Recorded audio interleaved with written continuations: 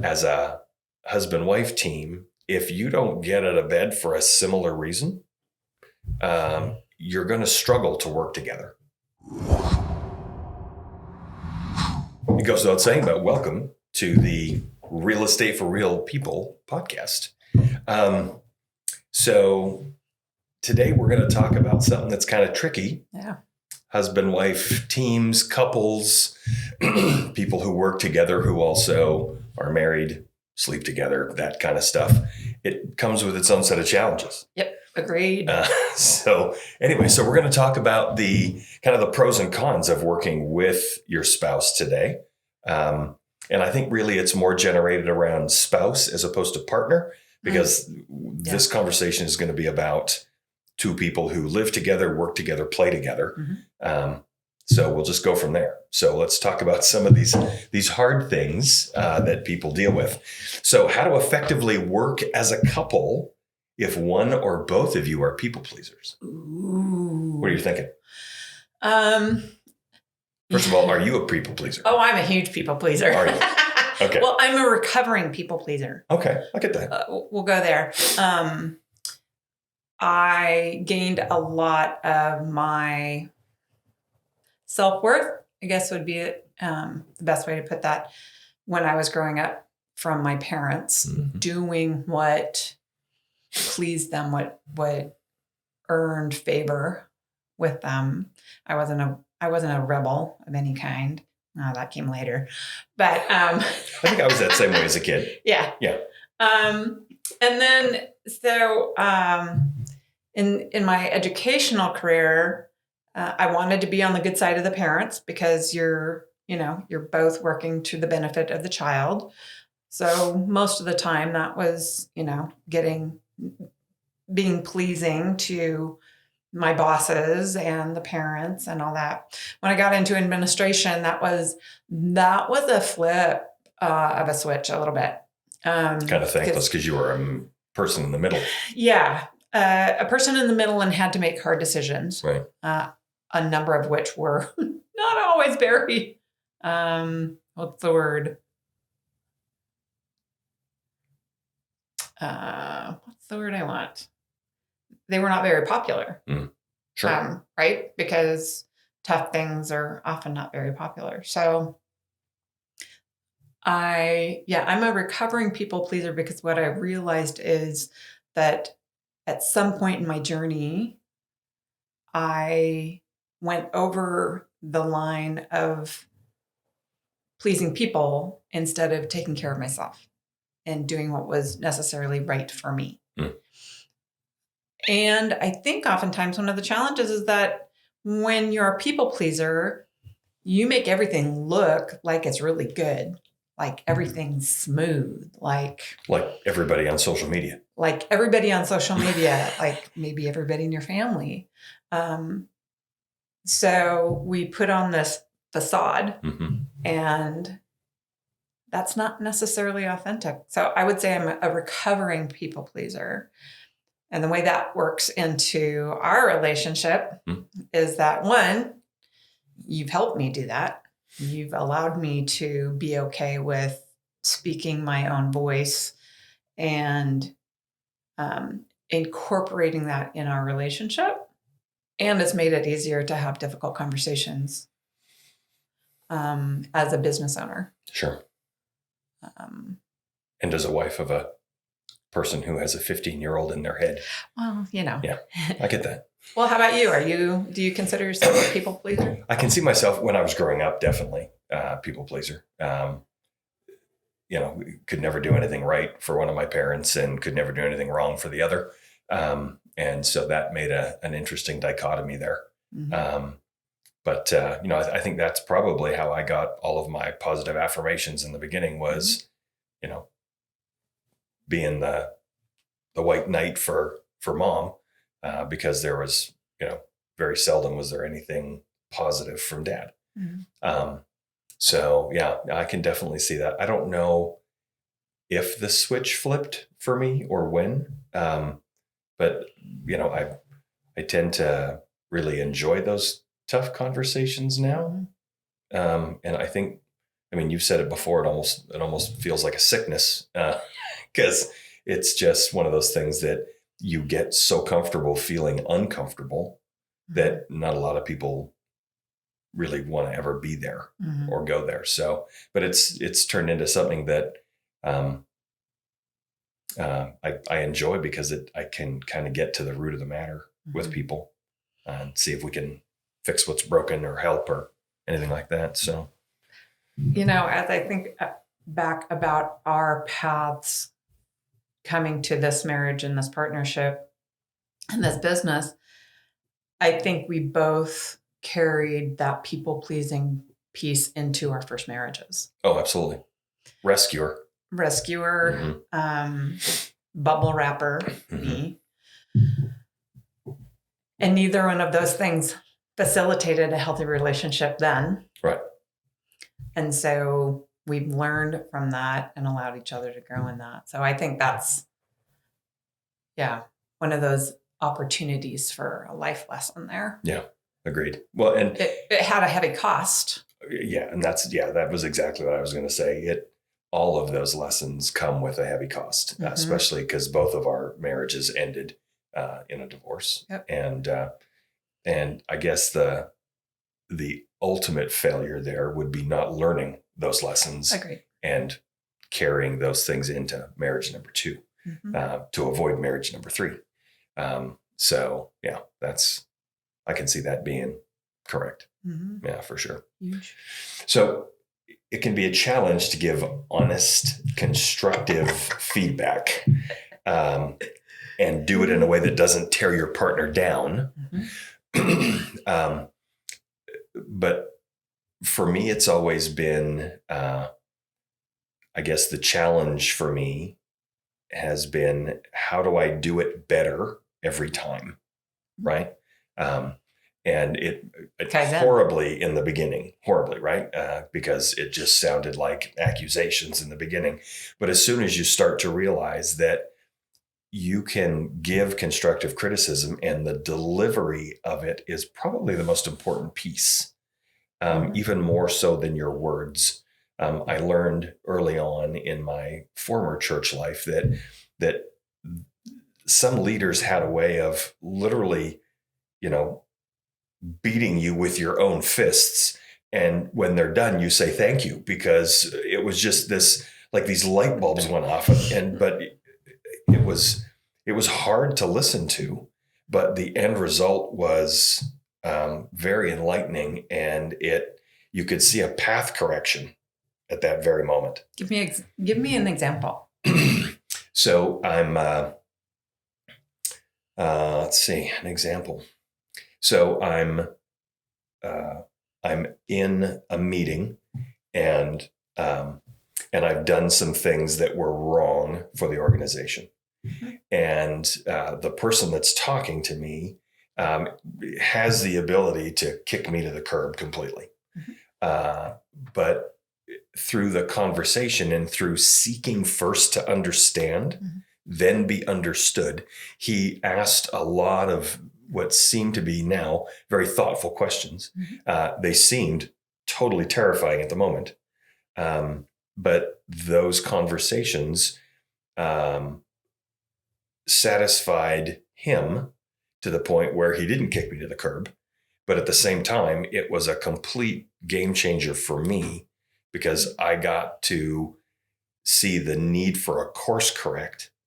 And it really kind of changed my life. And it got me to the point where I realized that I was becoming someone who made excuses. And I realized how much I didn't like that at all, or that characteristic in me.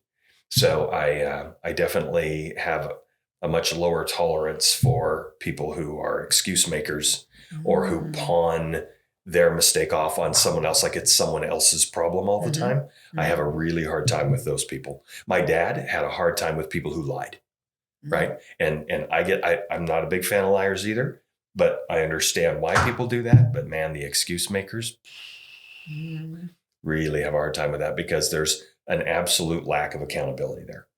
And so Yeah. So how does that play into our relationship then? Well, for me, it's taking the time to understand how you receive constructive criticism. So you are a processor, right?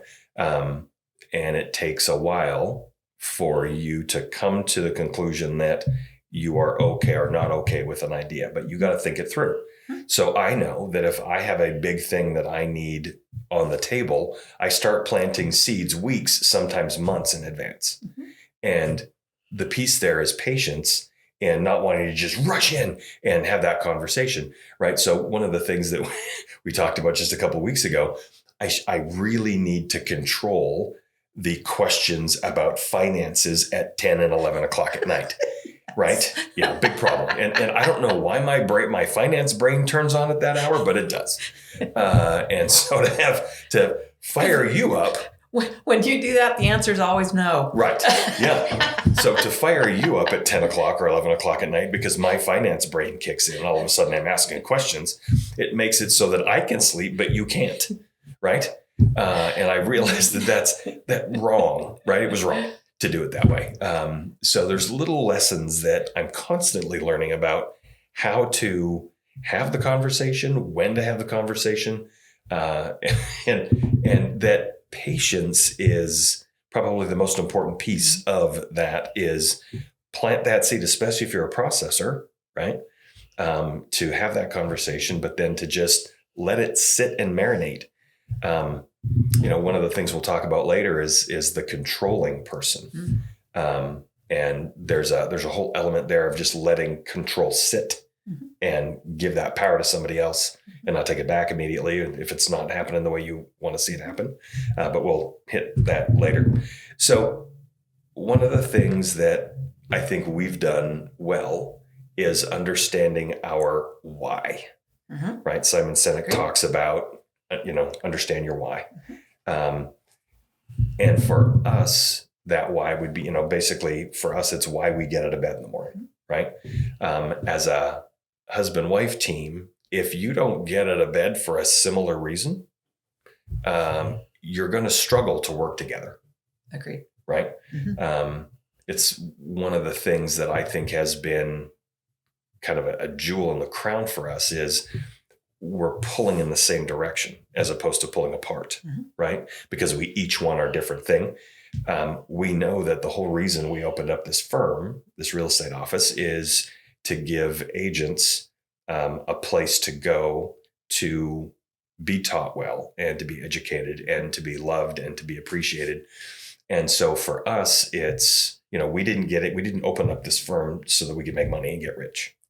The model doesn't even do that, right? It's a slow growth. Right. It is a slow growth. And you have to help a lot of people make a lot more money than you're making in the beginning, right? But again, when money's not your motivator, it's okay that takes time. So having that not conjoined why, and it's not like we're robots, right? And we have to be in lockstep all the time. We still have our attitudes. We still have our opinions. We still have, the directions that we see are valuable for the firm to go. But it does mean that having a similar reason we get out of bed in the morning is a huge factor to, I think, long-term success. Agreed. I think, and how that might look different between the two of us, if one of us were focused on the service part of the industry and the training and what you were talking about as our why, and one of us were really driven by money, those two things are not going to be compatible to get this company, I would surmise, from the place we are now to where we want it to go. Right. So it is having a similar why I think it's critical, because everything that we do during the day, I would say 95% of our conversations are around how do we help agents? How do we put practices into place that are going to make our business next level for our clients? Right. And we both have that similarity. Yeah. So it makes things look seamless. I think to the other people on the outside, they don't understand, because they're not living with us day in and day out, right? They don't understand how we can do what we do. And because we have that similar why, that's the basis for everything. Yeah. And for us, it's very faith-based. Right. You know, we have a similar belief system with our faith and with our business practice. So it's the whole big picture. Yeah. One of my favorite bands growing up had a lyric in one of their songs: "If united we stand, divided we fall." And I've always, because that's a flip on how that phrase usually is said. And that always struck me, that if you stand divided, you fall united. And so it really kind of hit home for me as a young teenager. I'm like, okay, well, you don't think of it that way, but it's the need to do things together to get further in life. Connection. Right? Yeah. Yeah. One of our, Don up in Centralia, talked about the power of the draft horse, because he's a farmer at heart. And he said, a draft horse can, and I don't have the numbers in my head, right? But, a single draft horse can pull, say, 4 tons, and 2 draft horses together can pull 8. But if those 2 draft horses are siblings, brother and sister, or brother, sister, they can pull 12 to 16, because they've grown up together and they get each other. And it's almost like they become superhuman when they're together. Hard to say a horse is superhuman, but super strong, right? Mm-hmm. So, that kind of begs to the topic of, why things are better when you do them together, right? So, let's talk about the money aspect of working as a husband-wife. Okay. So my favorite topic, right? Scarcity, and it's not even 10 p.m. Scarcity. It's 10 a.m. Right. Okay. Scarcity versus safety. Okay. The 100% commission to like a monthly salary. Mm-hmm. You grew up in a family where your dad was an engineer, mom was either a homemaker or a teacher. Mm-hmm. So that was pretty much the regular income coming in, monthly. It was always there. And I grew up that way as well. But I also grew up with where my dad's mill was on strike every summer almost. And so there were a couple of months where he wouldn't have money, and we were living on all of our canned food that we'd can up in the winter and that kind of stuff. But then I got down here to the States, and I realized, there's this thing called commission sales. And it was very exciting for me, because I'm like, you mean I can just work really hard and I get paid more? Wow, that's a concept, right? Because in Canada, that's really not the thing, right? So yeah, it was incredible to me to see that my merit can have a direct impact on my paycheck. And so very seldom have I ever had a job that's not been commission based. But you are completely different that way. Mm-hmm. So 30 years in education, right? I knew I had a paycheck at the end of every month, and even through the summer, because my paycheck was spread out over 12 months. Right. So to go from really almost 50 years of security-based income to, holy mackerel, is there going to be anything coming in this month, is a little scary. Mm-hmm. Yeah. Well, especially, so when we first got married, you were still... I was still principal. As a principal, and I was a loan officer at that point. And it was, I was struggling with what I was having to do in the industry after the 2008 crash. Mm-hmm. Everything changed. It became about compliance, and it stopped being about people. And as you and I know, as my work partner, I am not necessarily the compliance guy, right? I love you. Yeah, no. Right. Yeah. So anyways, it's one of those things where it wasn't my strong suit, and I knew that I'm I'm more effective if I play to my strength, Mm-hmm. right? Which is why we design everything here to play to our agents' strengths Right. and do our best to support them where they're not strong. I will say though, even though doing compliance that may not be your strong suit, you totally understand and support the reason for it Oh, absolutely. and the necessity Yeah. of it. So Yeah, 100%. Yeah, I completely see its value and understand it. It's just in not your what gets me out wheelhouse. of bed in the morning, right? Yeah. So, and I know that there are some people that are that way, Mhm. but for me, the salary thing is always. I mean, I've worked for the man, so to speak, right, for a very short period of time in my life, and It was a means to an end for you. it was a means to an end for Yeah. me, but I couldn't get out of there fast enough. I'm like punching a clock, ugh, yuck, right? So, anyways, so anything else you want to talk about the commission versus salary, the safety, how it makes you feel? I think one of the things that becomes for me, again, it's a faith walk for me.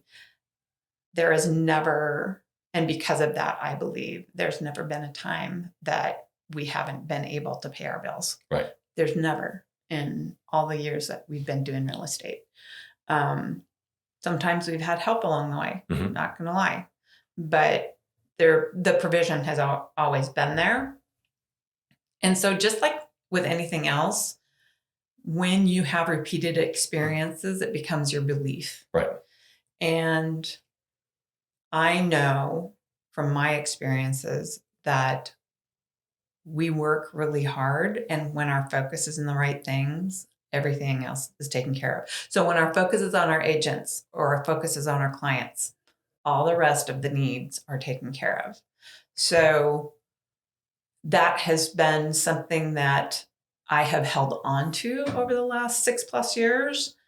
And the other piece to that is, and we've had a number of conversations with agents in this current market where things are not as easy, Mhm. right, in real estate as Yeah. they have been in the past few years. For sure.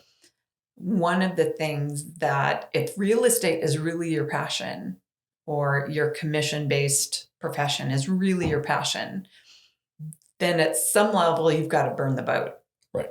Because if you are not all in, you will fall back and never really be the best at what you can do in any given profession that you're in. So we burned the boat a long time ago. And so going back, even if there's a hint of, oh, maybe I could go back and do student teaching, it's there for about 10 seconds and then it's gone because Right. it's like, no, this is what we've been called to do. Yeah. So here we go. Right. Yeah. Agreed. So let's talk a little bit about, so you and I deal with the 5 love languages. Yes, a we lot, do. Right. We talk about it. We talk about it at work. We talk about it personally.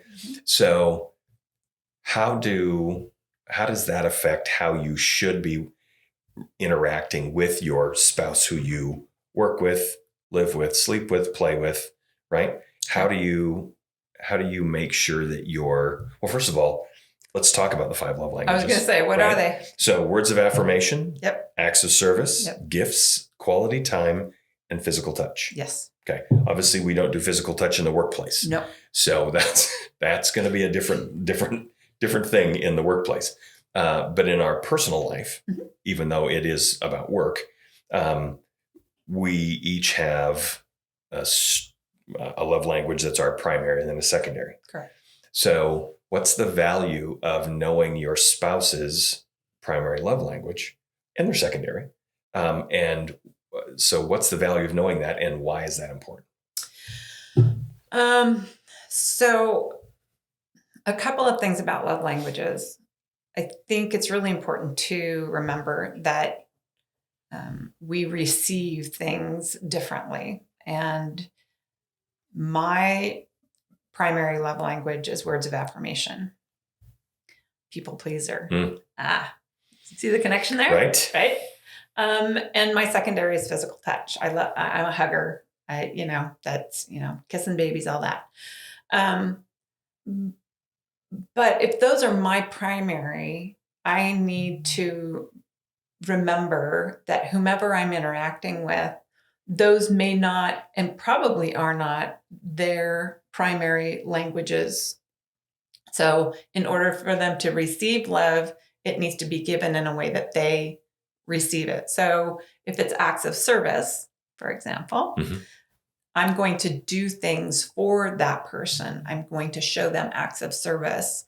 And in their mind, in their brain, that translates to you love me, you care about me. Right. So the caution is knowing yours is great, because then you can share that and communicate that with other people in your life. But it's just as important to know what your partner's love language is, because that's how you need to give love if you really want them to feel loved. I think a lot of us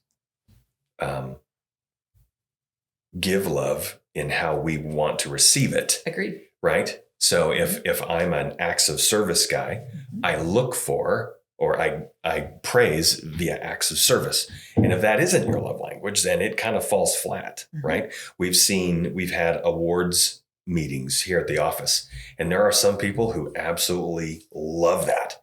And other people, it makes their skin crawl to stand up and to be given an award, because it is totally not what they look for, right?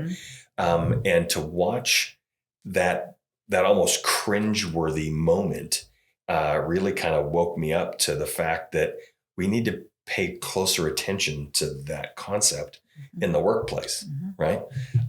Because you don't ever want to praise someone in a way that they don't receive it, if you can help it, right? Well, I mean, you can, but it's far less effective, right? So yeah, I think that whole concept is important. And it's one of the reasons why we've, given our agents the love language quiz, because it's valuable to know how they hear and feel love, right?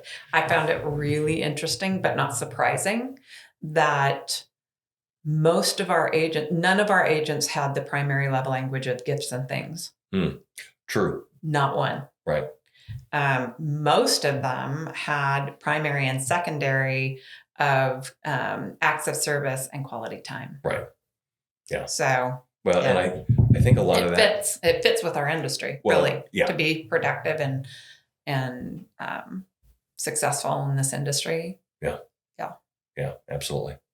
Yeah, that's interesting to see. So for those who turned the quiz in, that's what it was. So for those who didn't, get it into me, right? So be prepared. Actually, let's go to something else. Okay. Fuel versus rest. Ooh. Okay. Yeah. So this one was kind of an eye opener for me. I mean, it was a very big eye opener for me. What fuels one may not fuel the other. And to have that understanding of there are different types of fuel for different people, right? So for me, it's serving others, doing something, right? Painting a house, doing something for someone else is my fuel, because that's what I love. For you, it's literally rest, right? I think it's even more than that. For you, your fuel is being with people, interacting with people. Yeah. The more people, the better. Right. Bring it. I want to be with people and interacting with them. I love people. I love interacting with them. And honestly, it drains me, because at the end of the day, I'm an introvert at heart. I can be extroverted, but it is not, if you give me a choice as to go to a party or stay in front of the fireplace and be quiet for the evening, I'll take the second piece.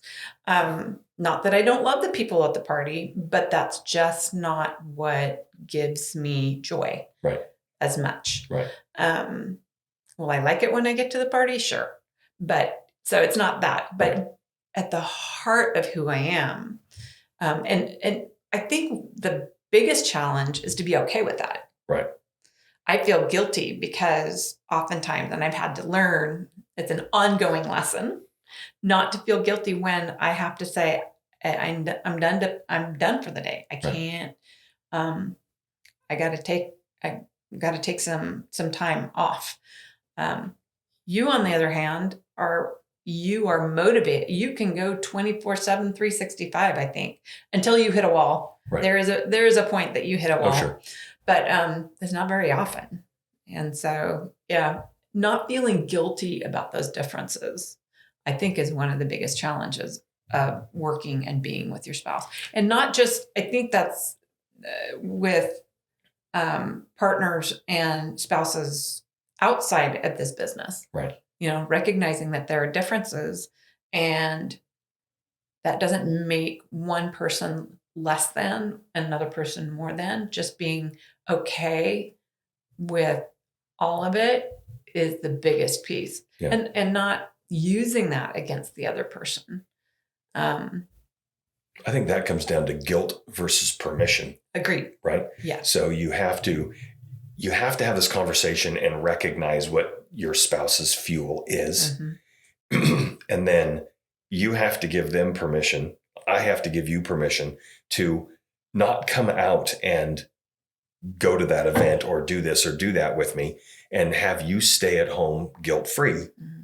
But at the same time, I can't rack myself with guilt because I'm out doing what fuels me. Mm-hmm. Right. And so, you have to give your spouse permission to just rest how they need to rest, or fuel how they need to fuel. And then that comes back, hopefully, if you've had the conversation about it, because then you're working from a different level. Right. It makes us better people. True. If we're true to who we are, that only comes out as our best in our other relationships. Right. So if we can allow that permission, I think it's a win-win. Yeah. So we're going to wrap it up, but I have one last question. Ooh. So when you work together, mm-hmm. you play, work, sleep, eat, everything is together, right? If you work together with your spouse, you need to make sure that there is downtime. And even if you don't work with your spouse, but your spouse is almost consumed by your work, right? Mm-hmm. If they don't work outside the home, mm-hmm. if you do a ton of work outside the home, you're not together. Right. So when you have downtime, I think the big challenge is to make that downtime stick and keep it downtime instead of allowing work to creep in. Like, mm-hmm. let me just take this phone call. 20 minutes later, you're still on the phone and your spouse is sitting there fuming because you're like, yeah, we're supposed to be traveling to the theater right now and we're sitting here. Or, we're at the office helping someone, or we're at, And what they're really saying is, I need some attention from you. Right. Everybody else gets your attention all the time. Right. We set this time aside for us. So please keep it sacred. Right. I have been guilty of doing that. I will admit that. Because at some point, your value can get wrapped up in what you do, mm-hmm. right? Who you are. We talk about getting your positive strokes from people mm-hmm. to fill your love tank, so to speak. Mm-hmm. And if you're not getting enough positive strokes at home, you're going to go anywhere to get them. And if that means work, you're going to work twice as hard to get compliments at work than you are at home. Mm-hmm. And so we don't want to get to that point where we're stroke deprived at home and stroke full at work, right? Those love strokes. So what are some of the better ways that we can stay on task or focused on our time, on our downtime with our spouse, do you think? I think being purposeful and building that time into your calendar. Okay. Treat it like it's an appointment. Treat it like it's an appointment. Honor it. Don't, again, keep it sacred. Don't let anything get in the way of that. Are there emergencies? Yeah. But emergencies don't happen very often. Right. Most people don't die in real estate. Exactly. Right. And when I say emergency, I'm talking like death of a loved one. Right. I mean, that's an emergency. Somebody better be bleeding or dying. Yeah. Okay. Something like that. Right. I think one of the other things that's really important, if you're working with your spouse in real estate, or you're in a spouse with in a profession with your spouse and as a partner. One of the things, it can be really easy to let those boundaries slide, right? I understand it's an important phone call. Blurred lines. Yeah. Yeah. However, what I also know about that is as you start stretching those boundaries, there's a little thing called resentment that starts to creep in if you're not careful. So that is probably the biggest death of a relationship is resentment. So my encouragement would be make the date, make the appointment, keep the appointment, phones off. Phones off.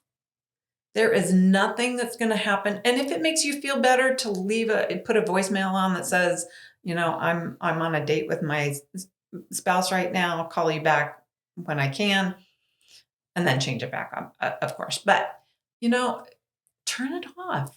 Nothing's going to happen in 2 or 3 hours that can't be taken care of in 2 or 3 hours. Well, and the truth is most of our phones, unless you're still rocking a dumb phone, not a smartphone, our phones can all be put on focus and only a select group of people can get through.